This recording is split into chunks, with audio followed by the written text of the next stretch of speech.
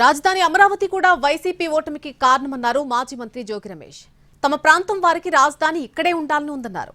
ఇదే విషయాన్ని జగన్ దృష్టికి తీసుకెళ్లబోతున్నట్టుగా తెలిపారు జోగి రమేష్. చివరికి జగన్ ఏ నిర్ణయం తీసుకున్నా దానికి కట్టుబడి ఉంటామన్నారు. అన్ని ప్రాంతాలను సమానంగా అభివృద్ధి చేయాలనే గతంలో జగన్ 3 రాజధానుల నిర్ణయం తీసుకున్నట్టుగా తెలిపారు. మళ్లీ జగన్ సీఎం అయ్యాక అమరావతి నిర్మాణం చేస్తారంటున్న మాజీ మంత్రి జోగి రమేష్ తో మా ప్రతినిధి Srikanth face to face.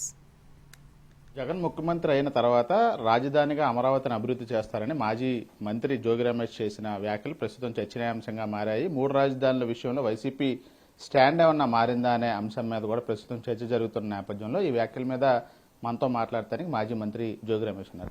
Sir, ఏంటి ప్రధానంగా మీరు చేసిన వ్యాఖ్యలు ఇప్పుడు సోషల్ మీడియాలో వైరల్గా మారాయి? గతంలో 3 రాజధానులకు స్టాండ్ అయి ఉందనేది వైసీపీ స్టాండ్. ఇప్పుడు మీరు మళ్ళీ అమరావతిని రాజధాని చేస్తారు, మళ్ళీ జగన్ ముఖ్యమంత్రి అయ్యాకంటే ఎలా చూడాలి ఈ వ్యాఖ్యలు? జగన్మోహన్ రెడ్డి గారి బాటలోనే జగన్మోహన్ రెడ్డి గారి నోటి వెంట వచ్చిన మాటే ఈరోజు చంద్రబాబు నాయుడు చెప్తా ఉన్నాడు. దాంట్లో ఏం తేడా ఉంది? అమరావతి రాజధాని ఎక్కడికి వెళ్తాయి? విశాఖపట్నాన్ని ఆర్థిక రాజధాని అనే మాట మాట్లాడాడు జగన్మోహన్ రెడ్డి గారు. మేము మాట్లాడినాం. ఈరోజు చంద్రబాబు నాయుడు ఏం మాట్లాడు? ఆర్థిక శక్తి, ఆర్థిక రాజధాని అంటే ఆర్థిక శక్తి ఏంటి? రెండు ఒకటే కదా. రాష్ట్ర ప్రజలు గమనించాలి. జగన్మోహన్ రెడ్డి గారు ఒక ఆలోచనతో, ఒక విజన్తో అమరావతి రాజధాని ఇక్కడే ఉంటుంది, ఆర్థిక నగరంగా, ఆర్థిక రాజధానిగా విశాఖపట్నం ఉంటుంది. అది